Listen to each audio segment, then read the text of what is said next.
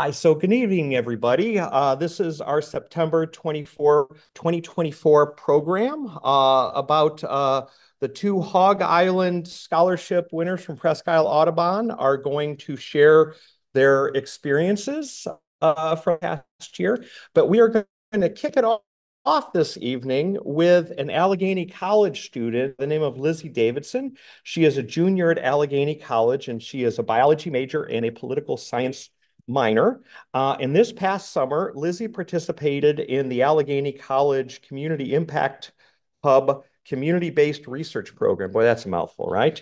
But what Lizzie did is well, I'll let her talk about her research, but she connected with Presque Isle Audubon as a community partner and tried to address a need that Presque Isle Audubon had with managing some of their archival holdings. And so without further ado, I'm going to turn it over to Lizzie to give a little brief overview of the work that she did. And for the folks that are in the room, you can see this is the poster of her work right here. So Lizzie.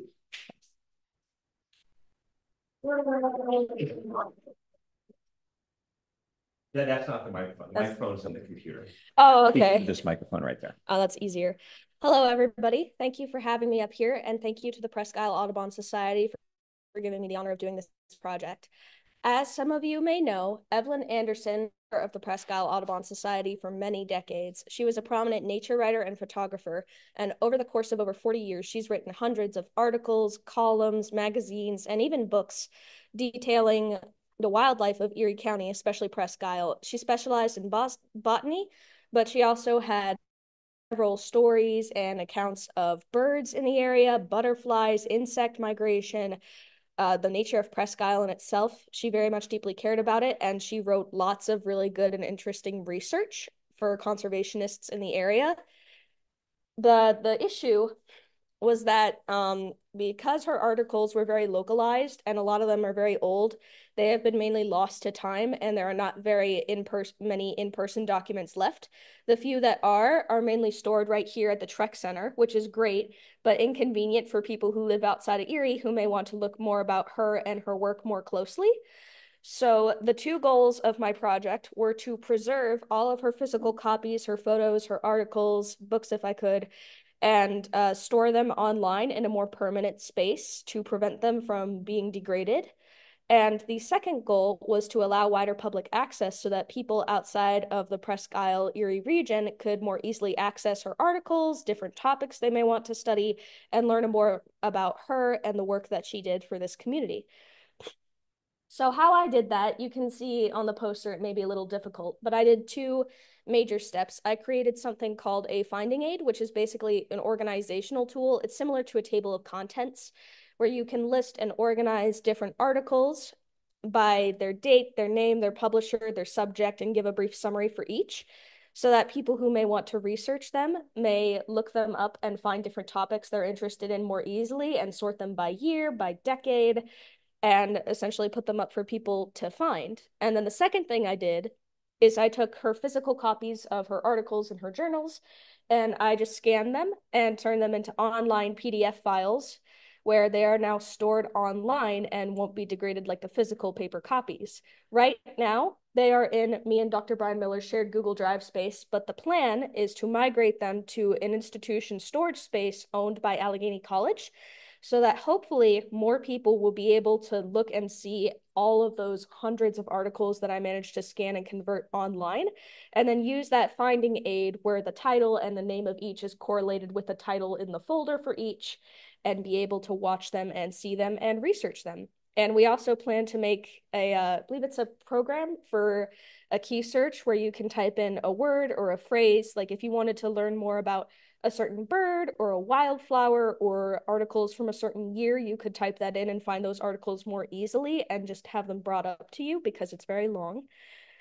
And the future goal, I also know, because I did not unfortunately have time to scan through everything, is to have future students work on this in succeeding summers so that all of her work here can eventually be scanned and stored online for more people to view. So that was the summary of my project. As part of my appreciation for being allowed to do this, I would like to donate this poster to the Trek Center here and to the Presque Isle Audubon Society, and I will take any questions. Thank you.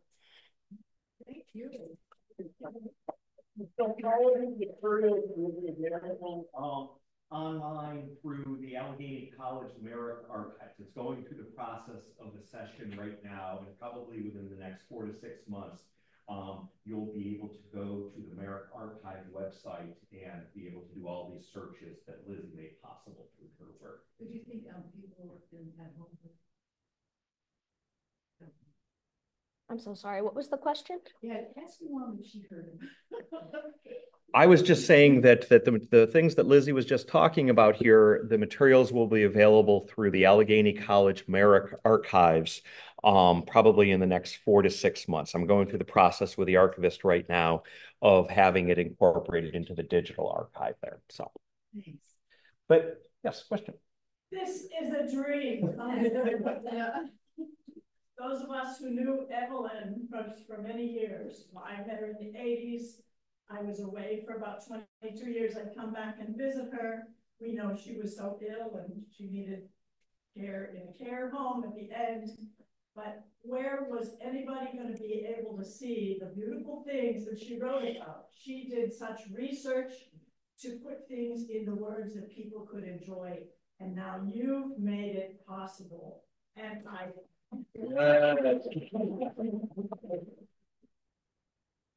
Thank you. It was an honor. And if there's time, and there'll be time after the program here, folks can come up and they can look at the poster and maybe ask Lizzie more questions after the okay. All right. Well, thank you, Lizzie. Thank you, guys. I was really grateful to do this. It's mutual. All right. Thank you, Lizzie. So next up, we have our two Presque Isle Audubon Society Hog Island Scholarship winners that are going to present this evening. We have Mindy Harmle, who is a first grade teacher at Chestnut Hill in Mill Creek Township School District and is in her 20th year in the classroom. Bravo for that, 20 years, yes. Mindy serves as the K-5 STEM chairperson. And Mindy remembers volunteering at the Asbury Woods Nature Center in Erie back when she was a student, and this marked the beginning of her love for environmental education and her desire to become an educator. Emma Mader is the environmental educator from Asbury Woods Nature Center. She has been in this role for a little over 2 years since obtaining her master's degree from Mercyhurst University. Emma works with local schools for field trips to Asbury Woods and also does outreach to visit schools and also to homeschool programs. And so without further ado, let's invite Mindy and Emma up here to learn about their summer at Hog Island. So welcome.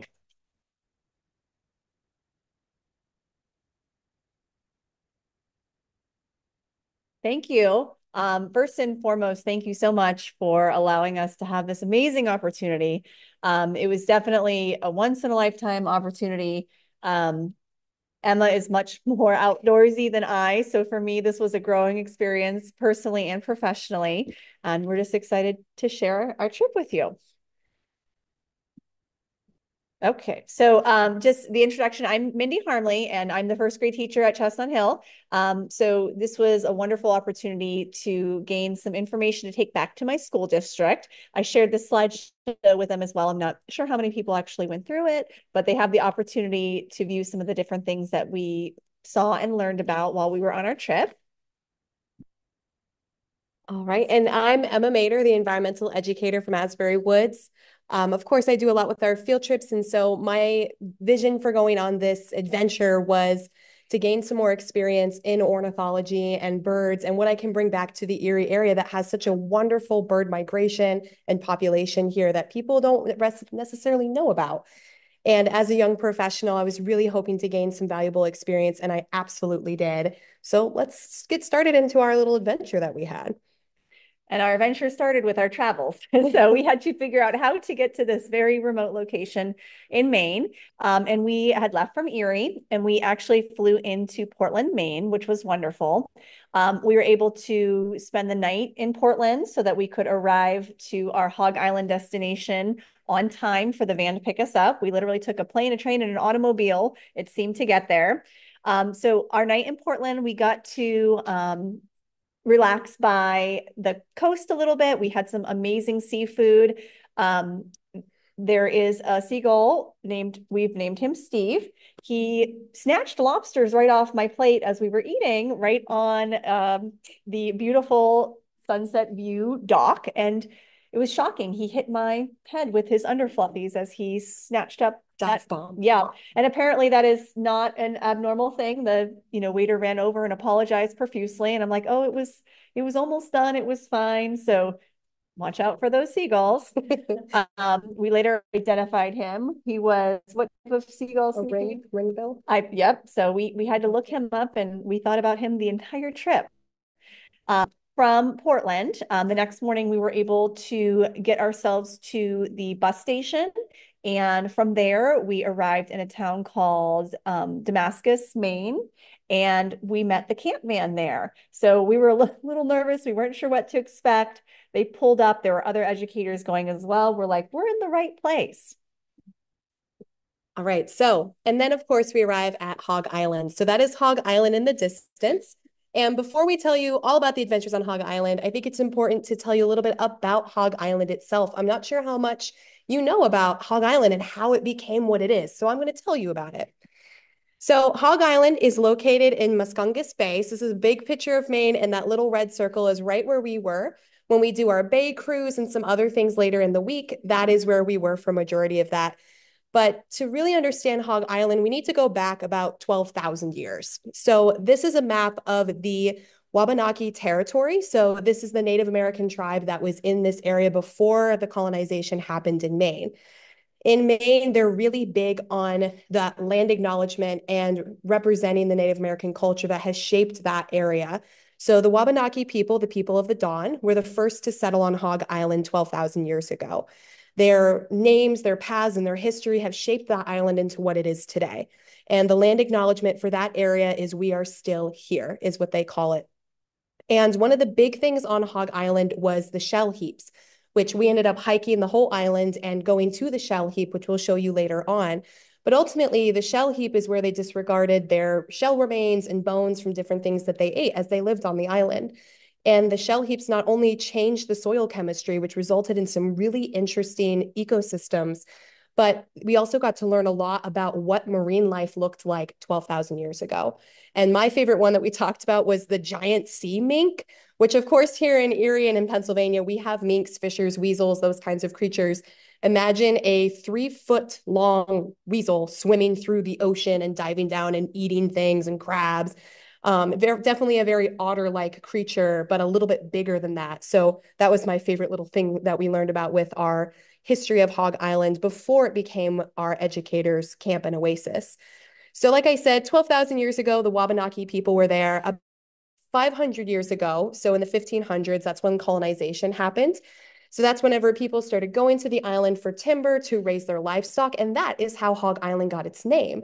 Around Hog Island, there's Cow Island and Bird Island, and what was the other one? Sheep Island, and then Hog Island. So they were named after things that were raised or found there frequently. So Hog Island is where they used to raise hogs. That's how it got its name. And then in the 1800s to 1840s, rusticators became a thing. Rusticators are basically people who went from the city to the countryside to enjoy themselves. And Hog Island had a special resort called the Point Breeze Resort, which was opened in the late 1800s, which brings us into Mabel Lewis Todd, who is the big reason why Hog Island is what it is with the National Audubon Society. So she is pictured in the black dress with the hat in the photo on the screen. And I don't know if you recognize the person next to her is Emily Dickinson. And so they were good friends. And several pieces that Emily Dickinson wrote were actually wrote at Hog Island in the Bingham House, which we also visited while we were there, that you'll see a picture of later. So a little interesting twist in history with Hog Island. But talking about you guys and the National Audubon Society. So Maribel kind of introduced this, but Millicent, her daughter, is the one who really made it happen. So Millicent inherited part of the island whenever her mother passed, and they owned Bingham Cottage, which again, we'll show you a picture of later. And when she inherited this part of the land, she really recognized that no one should truly own this place. that it needs to be shared and preserved. And she didn't want to just own it. She wanted everybody to be able to come there and it to stay what it is forever. And so she started working on buying up parts of the island, which was a really big deal for a woman at this time in history as well. And the National Audubon Society kind of came into play roughly in the 1935 when John Baker, who was a very important and intricate part of the National Audubon Society, partnered with Millicent to buy up the rest of Hog Island.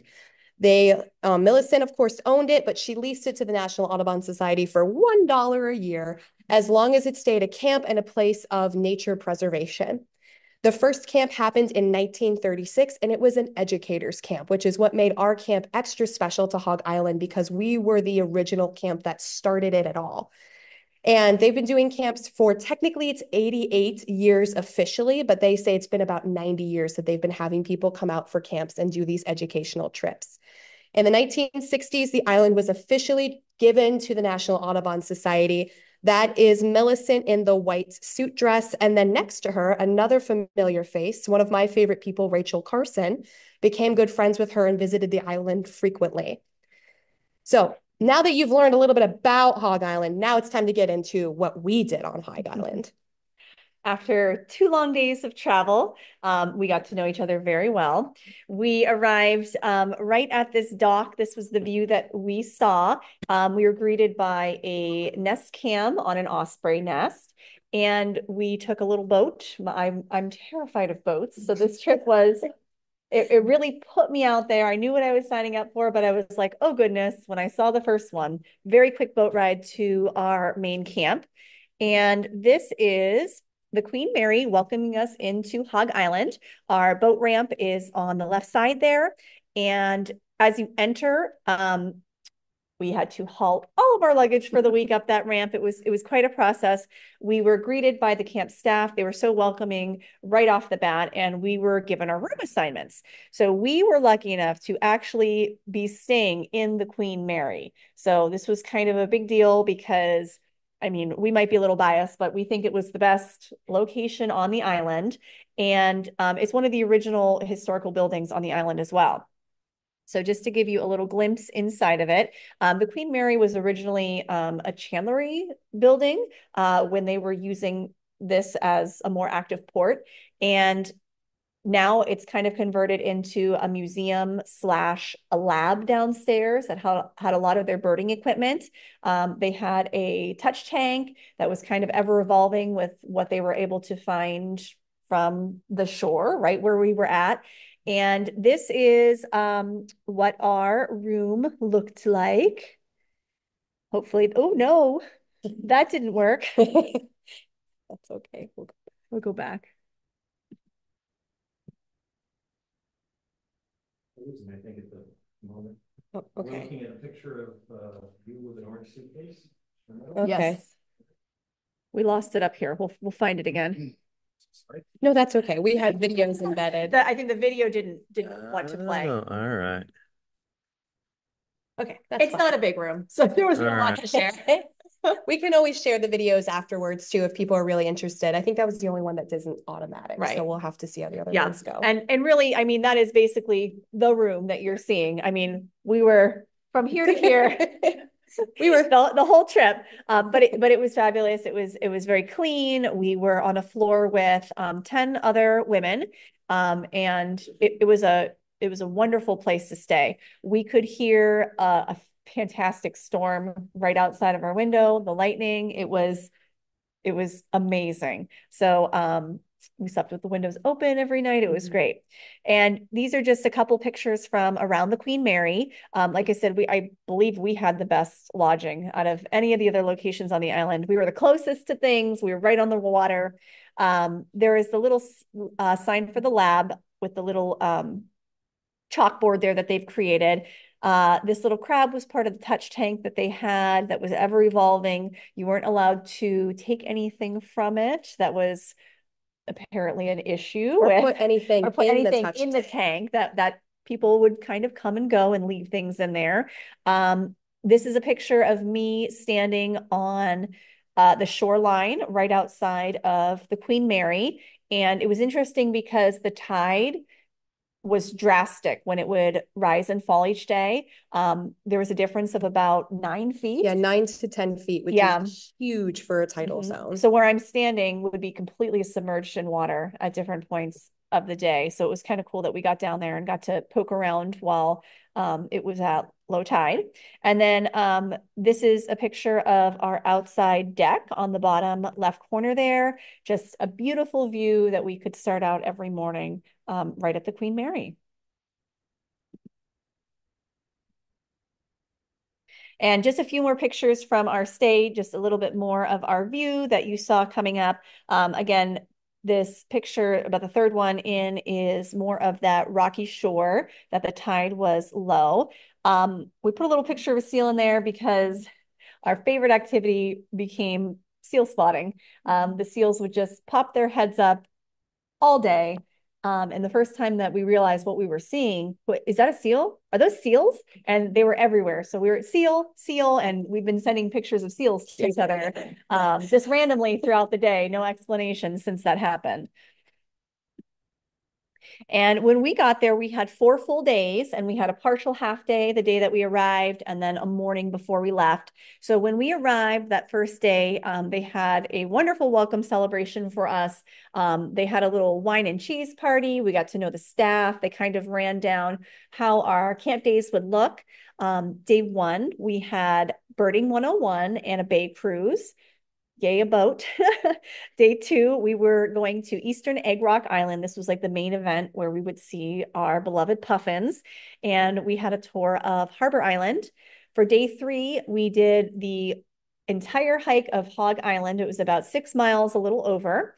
On the 4th day, we had various workshops and we had some time in a tidal zone area.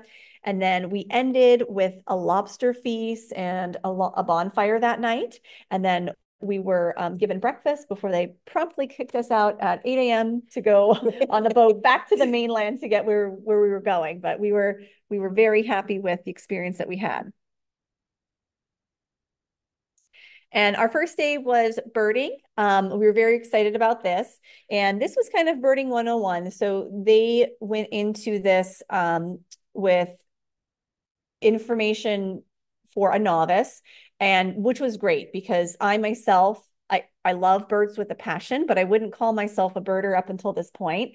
So kind of going in and hearing the basics as far as etiquette goes, any kind of equipment or technology that you could use. It was interesting that they had introduced to us the Merlin app, which they said, do not rely on that. That is to kind of check yourself as you're learning to, hear the calls of the birds. So it was kind of neat. I've been playing with that ever since. My daughter's really into birds too. So every time we try to figure out what we hear and then we check it, we're getting pretty good at it. And then just going through the etiquette and birding in the classroom was really interesting. So I actually have a lesson that I'm bringing to Chestnut Hill, and I've shared with other primary educators in my district as well.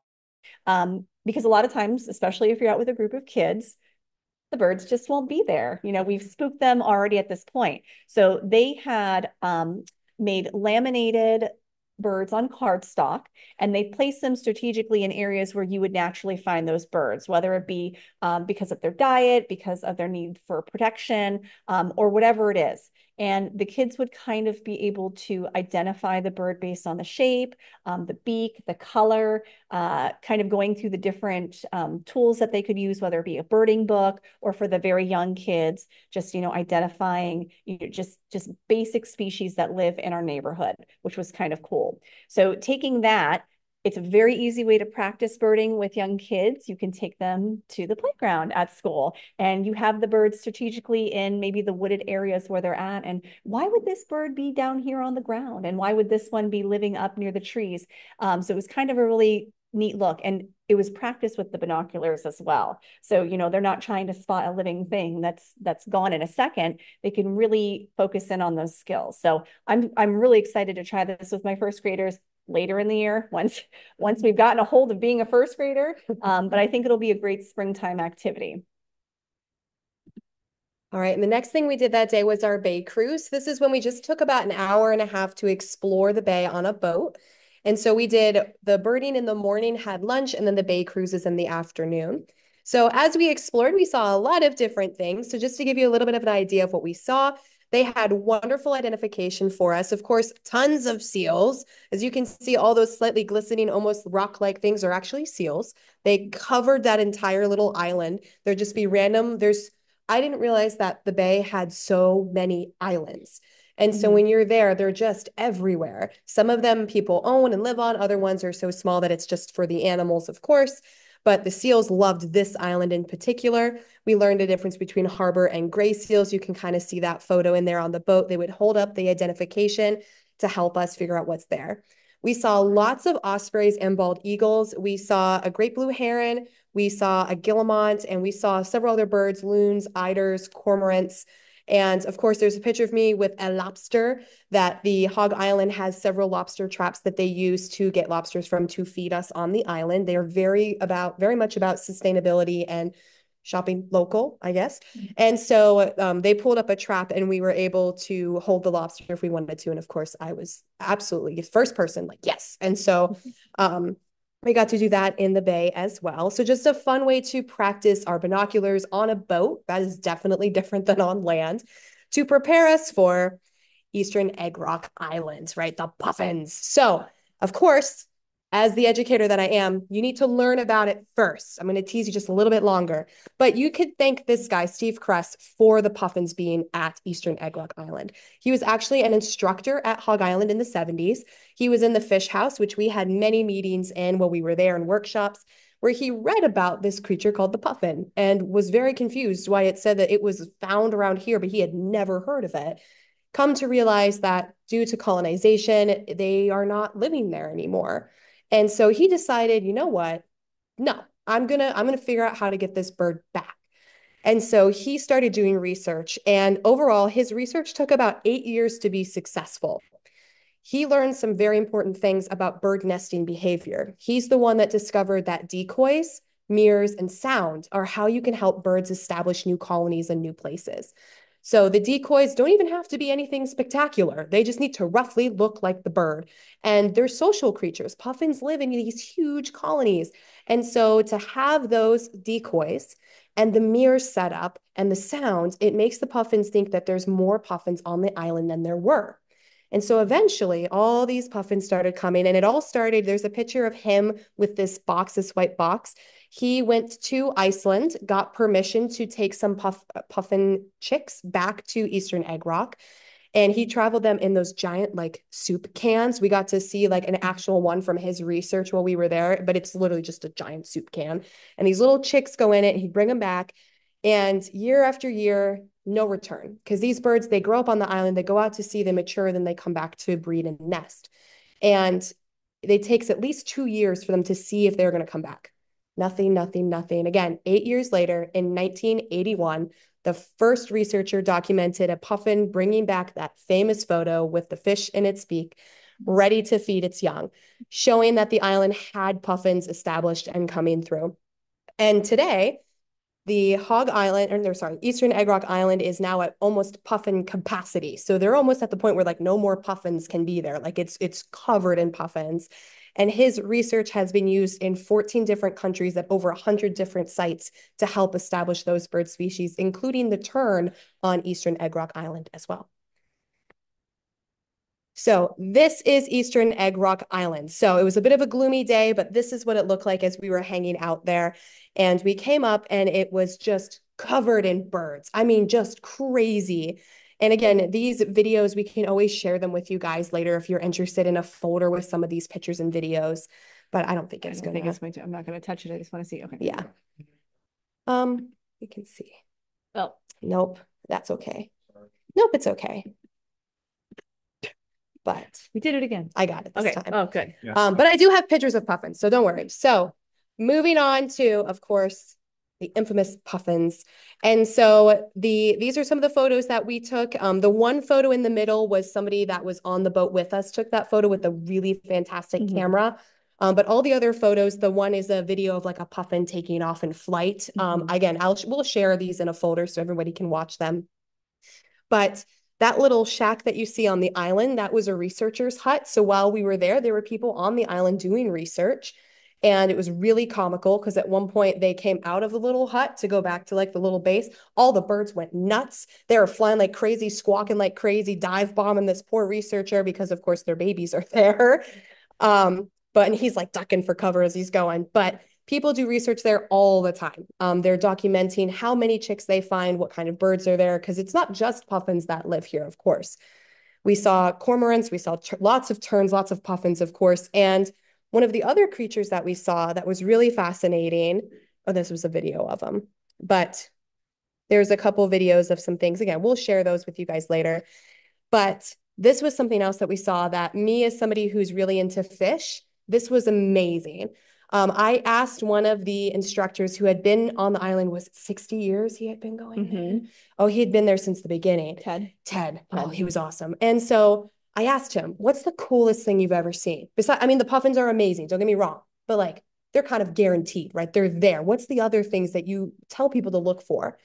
And he said, always watch the water because there's whales and there's other creatures. I said, what's the coolest one though? Come on, tell me. And he said, the oceanic sunfish, which is one of my bucket list things to just see even in captivity. We get out there and there it is. That's the second time in 60 years that he's ever seen one at Eastern Egg Rock Island. So the top photo up here, you can kind of see it like waving its fin. I took that one. That's how close we were to this fish. And then the one with the divers, just to give you a better idea of how bizarre this creature is. And then there was a video of it kind of riding the waves. That's what's next to it. And again, we'll share these with you. But that was so cool to see as well, that oceanic sunfish, because it's just not something that they see frequently. So we were very lucky because they didn't see it in the afternoon. We got to see it first thing in the morning. I thought Emma was going to jump out of the boat. I was ready to. I was this close. It can't hurt me, but she was going for it. I want. All right. So, and then we get into our private island exploration that we got to do. So this was just a little ways away from the Eastern Egg Rock Island where we were. I was at that point relieved to get off the boat. I had a long enough morning on the boat. It was very like, cool. An hour and a half that we circled the island. So even if you like boats like I do, an hour and a half of doing circles, going like this with binoculars, we were ready to get off of that boat. I was kissing the land when I got off. So this is actually a private island. It was Harbor Island, and the picture on the top where the private island exploration text is, you can see a little bit of the lighthouse, and there is a residency there. Someone lives there. It's their summer house, and they are kind enough to kind of share their island with the Hog Island camp. They have an agreement where, as long as we stay away from the house, they're welcome to bring tour groups there. We're welcome to explore the island, which was really cool. So we got our first real dig into the coastal shore of Maine and this wild island. It was amazing. We saw caves while we were there. We hiked through many different terrains. We found on these rock surfaces here minerals and crystals. Like I tried to take an up close picture, but it didn't quite show the beauty of it. It was an amazing time, and we were there for a better part of the afternoon. So we saw rose quartz was like embedded in the rock, and then we even found garnet at one point that's like embedded in the rock that we were able to find. So that was really cool. And these are just pictures of us on the main boat, and we had to take over the little rowboat to the actual island. We enjoyed lunch there. One of the docks that was still standing, I don't believe it was actively used as a dock anymore, but it made for a really cool picture. And again, just a couple more photos from our explorations that day. So Emma actually went through the cave that we were there, and I took a picture of her coming through. I was a little nervous about the spiders, so I let her do that. And nothing creepy crawly came on her. She had a good time. And then that brings us to our third day. And in between all these days, we had a private chef. The food was absolutely amazing. Everything was fresh, sustainable. Like Emma had talked about, locally sourced. They would come out and give you the speech about where everything was sourced from, everything that they had planned for all the sides. I have a pretty severe tree nut allergy, and they were so amazing, making sure that people's dietary needs were met. So I was like, wow, this is amazing. So I had to mention that just because we had some wonderful packed lunches sent with us for the Eastern Egg Rock Island Day and for the Hog Island hike, because we were away from camp all day on those days.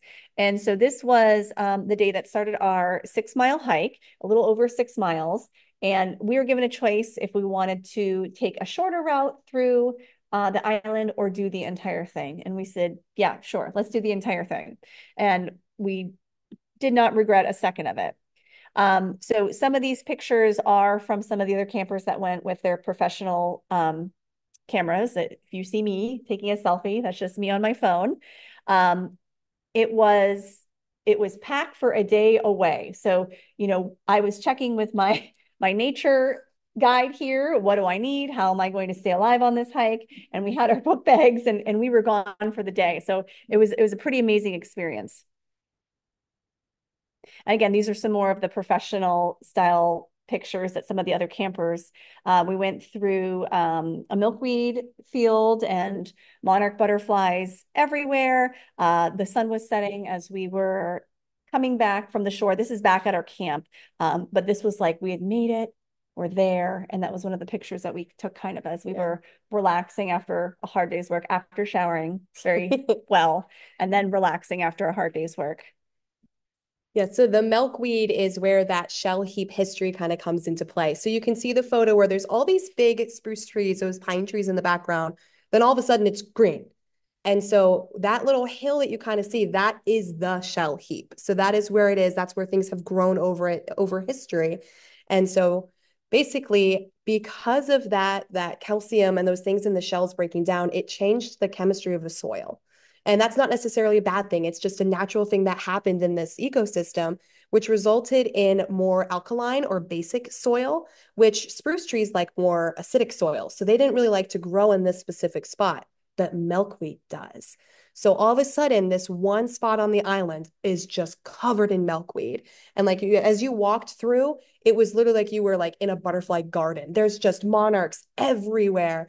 And again, this island is private. People can go there and hike, but it's pretty rigorous to get out there. You have to make appointments and everything. So the people who hike out there, as you can see, our path was probably like the size of your foot. It was very minimal, our impact that we made as we hiked on the island. So it was ultimately untouched. And humans planted these here. They just naturally grew here from that change in the soil chemistry. So that was really fascinating to see, to learn about the history of this shell heap, especially on Hog Island, that's been researched so much, than to actually hike over it, and up it to get through the island. And then I mentioned that Millicent had a family cottage.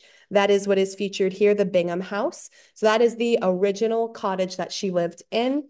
That is the one Emily Dickinson visited and Rachel Carson visited. And just the history as you stood there was just like in awe of just all the things that this cottage has been a part of. And the interesting fact about it, besides all of that, is that they actually moved it.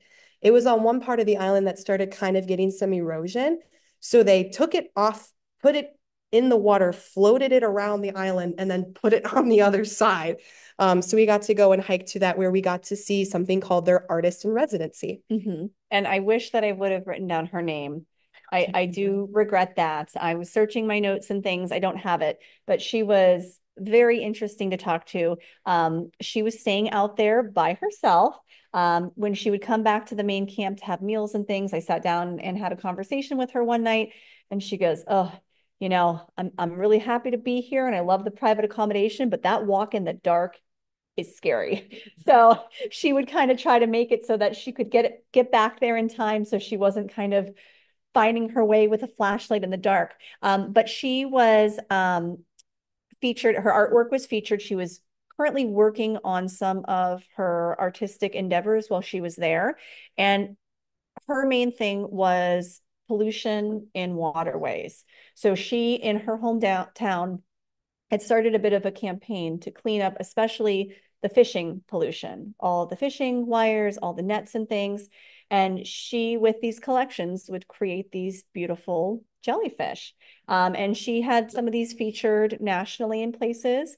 And it was kind of cool to hear her talk about her work and spreading the message. So it wasn't just that, she was creating these to create these. She was trying to spread awareness, especially in some of these coastal fishing towns, you know, just disregarding their scrap, disregarding the fishing line, things like that, or not going back and responsibly containing these things. So it was interesting that she kind of put this to good use, and, you know, she spread awareness that way. And to add her accommodations, I mean, the cabin was beautiful, but it did not have electricity and it did not have running water. Yeah. So she really just had a shelter ultimately. So I applaud her. That would even be a little much for me for like a couple weeks on end. So it was really cool that she was out there doing this and being involved in nature and immersed as she does her research and art. And then just a few more pictures from that hike. So that was included in part of the hike. And just some of the osprey nests. Unfortunately, there was a little incident while we were there. They had a live cam on this nest, and the parents had recently hatched a chick.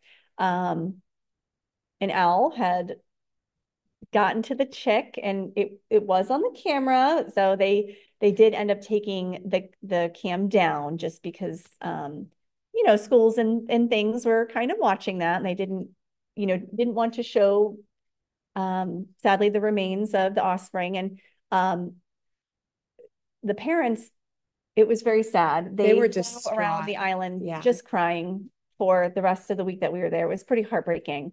So they kind of switched the cameras to their live feed to the Eastern Egg Rock. So we got to see a little bit of the puffins, but we had to take pictures because we saw them a lot, and we talked about them a lot while we were there. And, you know, the whole camp kind of gathered around when we, you know, had found out the next morning what had happened to their small budding family. So beyond that, though, I took a picture of the stick that was measuring the tide coming in and out, just because I thought it was so wild how extreme that they said we are not allowed to swim. We did some light wading. They said you are not to be swimming in any of these areas because of the tide. And we're like, what do you mean? Is it?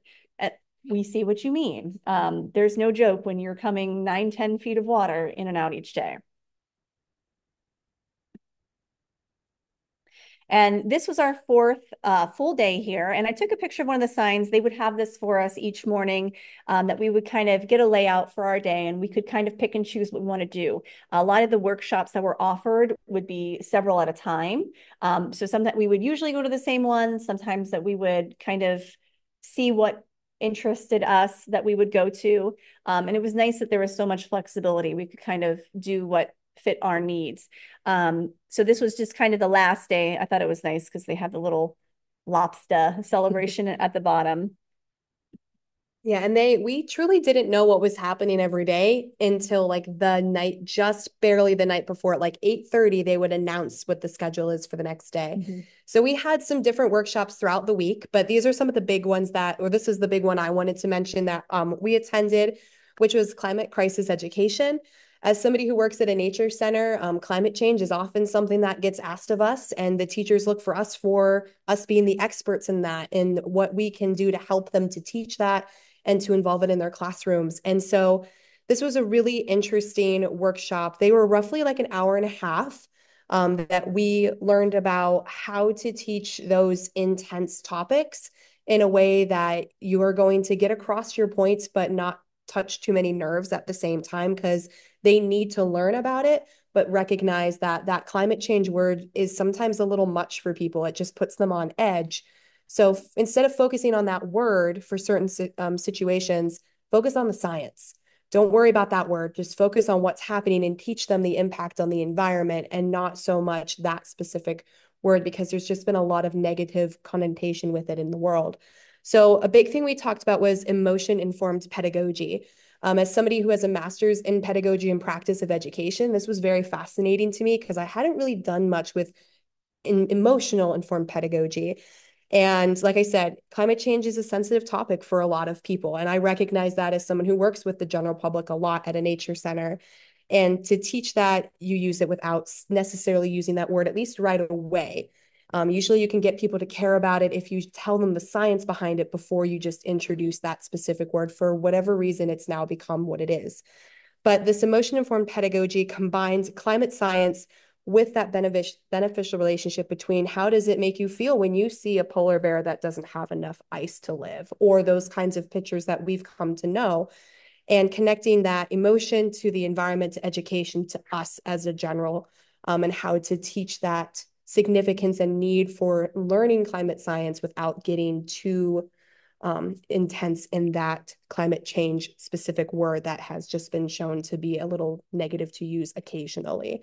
And this was an infographic that we talked about, was that the key to changing all of this, a big part of it is education. And so how can we do that in a proper way that everybody can benefit from it? Another thing we did was our pond safari. And so this was another big thing for me at Asbury Woods. We do something exactly like this. We call it wetland exploration, but we collect macroinvertebrates just like these, and we do this exact identification process with our students. I'm doing it right now with students, actually with fifth graders all across Mill Creek. And there were some things that I learned here that I didn't necessarily know about, or new techniques. One of the things is that those critters can sometimes be really small, and the kids will try their best to get the little snail off of their plate and then crush. So one of the things they taught us was to use a paintbrush to brush that creature into your collection bucket and things like that. So something that we didn't have at Asbury that we now use to eliminate that issue of potential creature crushing. But there's also some things that I was really excited that I got to add to this workshop as well. Just some more pictures. Oh, go ahead. I just wanted to introduce Ted. Oh, that one is of the Ted. Instructors who had been visiting the island for 60 years, who just, you could listen to him talk about anything and everything environmental all day long. It was, I'd never met anybody like him before. Yeah, he was phenomenal. He's like environmental educator, like extraordinaire, absolutely. And so here's a couple more photos of what we saw and what we were doing. I have the green hat on, kind of hunched over looking into my creatures. And so this was really beneficial, again, because I got to learn some new techniques to bring back, but I also got to contribute, which again, as a young professional, I went into this thinking, okay, I need to like not say anything, sit and listen, because there are so many things I need to take in. But then by the end of the week, I was like, oh, I actually have a lot to add too. Like, it doesn't matter that I'm younger, like I have so much I can give at the same time. And so one of the things we talked about was they had these big giant bowls. And I said, you know, we use little paint trays so that they can collect them and put them somewhere safe and look at them closely, but then they still are in their water and still safe. And he was like, that is a great idea. We should add that to this activity. So it felt really good to add something to their activities that they do. And I got to take something home for mine as well.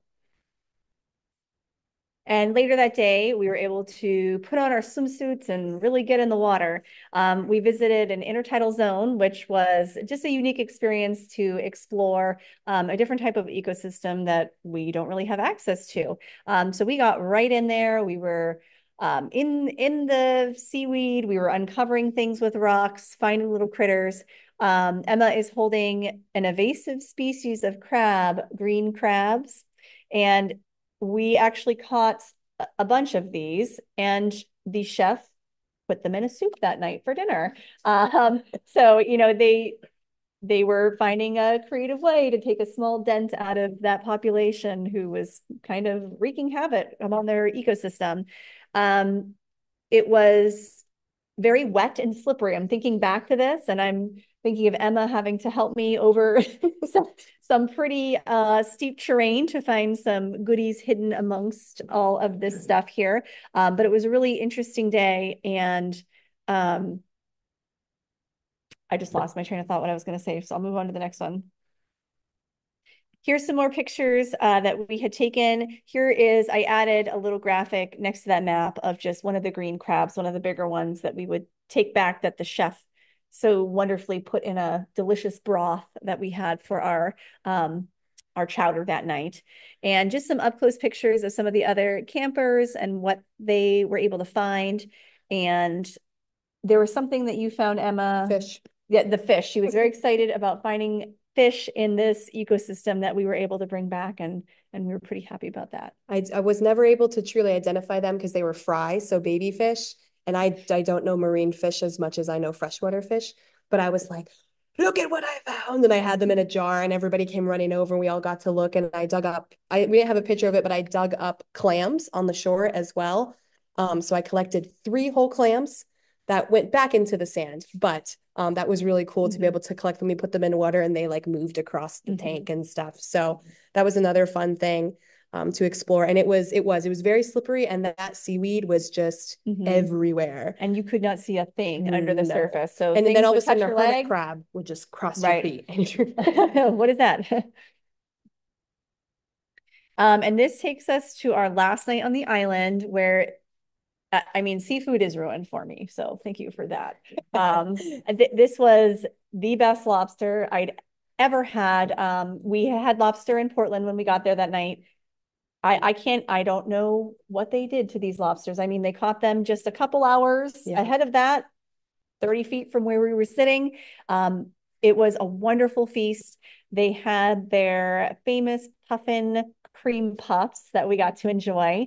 They made sure that I could have one with my nut allergies, which was amazing because I think I would have cried if I couldn't have a little puffin dessert there. And the picture on the bottom corner with the night sky, that was like our last meeting at the fish house as we were, getting ready to pack our things and leave the next day. And I turned around with, you can't really see it, but there is a statue someone had carved once upon a time on the island. And just the beautiful moon. I mean, it was so bright, you didn't even need a flashlight. And I was like, oh, this, I didn't even know what I was taking a picture of, but I'm glad that I did because it ended up in our slideshow there. And just to kind of wrap up my favorite part, I took a picture off the balcony of where we were staying. We spent a lot of time there sealing, and I did not know Emma before we went on this trip. We did have the connection of Asbury Woods. I mean, I was there before she was born. But we had that connection, mutual friends, and I made a friend for life, and I pushed myself beyond my boundaries. I got to explore more about birds, which I love anything and everything birds. So my favorite part was a new friend and just a very cool experience that I'll never forget. And so continue with that, my favorite part, the picture that's featured here, I didn't have the other picture of it, but this is the rock that kind of dedicated this island to the National Audubon Society. And the reason this is so significant to me, because Rachel Carson is a huge impact on me. I've read her books when I was in high school, and when I learned about her, especially being a woman and being this powerful environmentalist and all this stuff, I've always really admired her, and she's the reason that rock is there. She kind of helped get it there. She picked where it went. And there was a picture of her touching the rock and like smiling at it. And so that's exactly what I did when I got to go see it. And I almost teared up as I did it, because just the fact that she was once there was just incredible to me. And of course, I have a little seal popped up because sealing was so much fun. I know it sounds kind of silly, but in our downtime, we would sit on that porch with our binoculars and we just sit there, seal, and we walk out and we just point and conversation, conversation. It was just so much fun. And again, we didn't know each other. And so that's a big thing to go on this trip. And especially I know Mindy, like she came to me like, okay, what do I need to bring? What do I need to do? And help me. And then being able to have, of course, that friendship and getting to know Mindy. We've hung out several times since we've gone on the trip, and we have plans to hang out in the future. It was just incredible. It truly was. Again, as a young professional, again, I hoped to gain things to bring back to Asbury and the community, but also help me as an educator. And I truly feel I've gained so much information. And I'm very excited to say that I'm looking into going back as an instructor for next year. I reached out to a couple of the people who were instructors, and I told them some ideas that I had, and they were like, yes, that's what we need. Email so-and-so in a couple weeks. So there's no guarantee, but I'm definitely really excited about that potential opportunity. I'm going to look into that further. So truly, thank you for an amazing trip. It was truly once in a lifetime, and we can't thank you enough for it. Thank you so much. And if anybody has any questions about anything, or we'll get the videos that wouldn't load on here. Our emails are on there, but I don't know if we have time for questions, or if anybody has any questions on anything. Oh, yes, absolutely. That where the puffins has almost reached past. Yeah. There's no more places hardly for them to nest. Are they trying to colonize any of the other islands? Was anything said puffins are going to other places nearby? Good question. Yeah, so the question was, because Eastern Egg Rock Island is almost at carrying capacity for the puffin population, is there any idea about moving that or having another island that's local also have those puffins? And they didn't talk too much about it. I did a little bit of research into it just because that's the thing I like to do. And it looks like some puffins are kind of starting to move to some of the other islands. They've documented puffins nearby, but Eastern Egg Rock Island is like one of the last islands right next to the ocean. And so they need that because they obviously go out there to mature. So it's a very special place. And again, we'll have to share those videos. It's almost at carrying capacity. That's not necessarily a bad thing because that means that population is incredibly healthy. And of course, there is always going to be mortality and things like that in those ecosystems. But to my knowledge, they're not looking at anything like that quite yet. But those researchers are doing tons of different things. So they could be looking at that themselves and just it's not published yet. Yes. Okay, well, now that you put me on the spot, just to answer your question, my daughter actually worked there, and not on this island, but another island. Since we're all birders here, yes, there are other islands where there are puppies and they're researching something.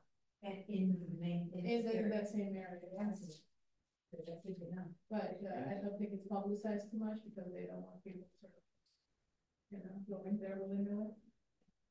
And your daughter is going to be giving a presentation in a few months.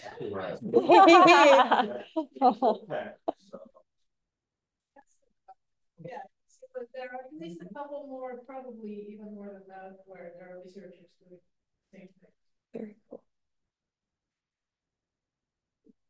You are not the first group of educators who've gone, sponsored by our group. And, it might be that people would think, oh, I've seen the presentation on Hog Island before, but this is a memorable presentation that you've given us. You've given us a very nice, I love your graphics and the way that you presented it. It's very appropriate. And Thank you. We wanted it to feel like you guys were with us on our trip. So we tried to include as much of those photos and things that we could. I mean, we have hundreds of photos that we took. So. Oh, yeah, absolutely. Good idea. That was the very first night we got there, or no, the first full day that night, they had an evening optional presentation on it. And my background before my master's is environmental science. So the restoration ecology aspect of Eastern Egg Rock and Hog Island becoming an educator's and camp place was just fascinating to me. And then to learn about that Native American culture and all those things that tie into it I thought it absolutely had to be shared. So I'm glad you enjoyed it. I saw the moose at the Portland airport. Yeah, that's yeah. Yes. We were like, this is probably the only moose we're gonna see. Let's take a picture. We took a picture and we sent it to our mutual friend at Asbury Woods. Yeah. Besides folks that are in the room, if there's anybody that's online that would like to ask a question, maybe you could type into the chat and Sue can read out questions. So if anybody that is live streaming this, feel free to type into the chat questions and Sue will ask those questions if they do come in. Sorry to interrupt. Are there more questions? You said the islands were named after animals. So was there a puffin island? Or were they just sheep? They were named after livestock that was raised on them. So most of them, there were several cow islands. There was 2 hog islands. There was a sheep island. There was a goat island. Mm-hmm. And then the other ones did have normal names that then people had given, and some of them had the Wabanaki like historical names as well. But most of them were livestock names of what lived there. So there wasn't necessarily, at least on the map that we saw, there wasn't one named Puffin Island, but there are so many islands there. There could very well be one and we didn't see it, but to my knowledge, there was not one named Puffin Island. Oh, Hog Island, I mean, you could stand on the shore and it was right there. Maybe about 3/4 of a mile. Yeah, it definitely wasn't a full mile. Yeah. Like you could swim there if you really wanted to. Yeah. It wasn't too bad. I went in with the tide, but distance I'm not going in there, but then like Eastern Egg Rock, it was an hour and a half boat ride out to Eastern Egg Rock from Hog Island. Yes. Yeah. Yeah. Yeah. Yeah.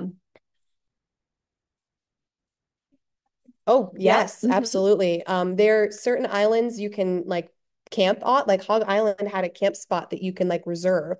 And so when we were hiking through the island, there were kayakers packing their tent and stuff in their kayaks that had spent the night there and that were going to the next island or next location they were traveling to. No swimmers, but definitely kayakers. Lots of lobster traps everywhere. So lots of local people with their boats. There was a marina kind of next to Hog Island, like in the distance. That was probably like 2 miles away. But we would see the boats go out in and out and checking their lobster traps and going back and forth. Yep. Yeah, Yes. yeah, they had family camps, some because they run different camps throughout the months that they're open. And one of the full-time staff members actually lives out there a little bit of the time. And their families were out there, which was kind of neat. We got to see some of their kids. But during the warmer weather months that they're open, they have family camps, they have strictly birding camps. Yeah, an ornithology one. And educator camps were a big one. So they run different sessions through the summer. I think they did a lot of family camps. Yeah, there was a lot. There's there. there's like a teen camp one as well. So like every other week they change camps. So Educators Week is only the 1 week during the summer. And then those other weeks have they're all listed online too, if you're curious, but they do a ton of different ones. Yeah. Perfect. All right. Thank you both very much. Thank you. Thank you.